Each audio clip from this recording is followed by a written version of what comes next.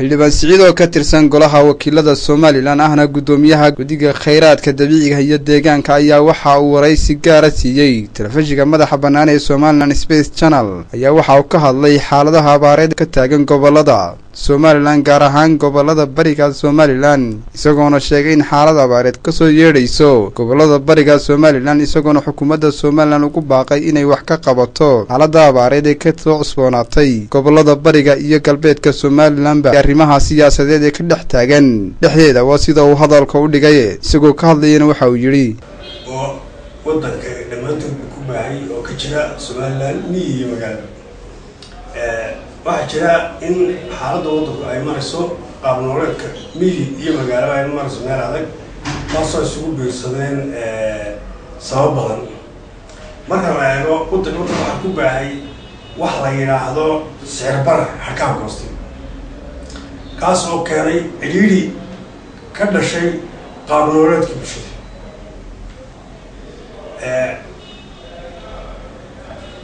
sicir bararka xakaan goostay waa mid base ku ah base la leh cashuur bararkan ay xukuumaddu wado cashuurtii xukuumadda ay iska kordhinayeen ee sida bilaa micnaha iyo bilaa aqoonta ay dowladdu u saaraysa shacabku waxay keentay in noloshii iyo qutul daruurigii shacabku uu iminka marayo meel 40% aan waxba karsan xukuumaddan mashquulsan ee isku mashquulsan iyo boobka ku mashquulsan ilaa iminka ma dareemin waxa ka jira xaaladda ka jirta shacabka kaaga darane miyigaa lagu baxsan jiray miyigii waxa maanta iyadana ay haysa abaartii ugu xumay ilaa iminka xukuumaddaas kama hadlo abaartaa jirtaa waa abaar biyo iyo baadbala'aan wadaagkiiseen gobolada bari wixii telefishinka laga sheegayey ee ahaa ceelashii aan weligood goyn halkay marayeen in 60 nin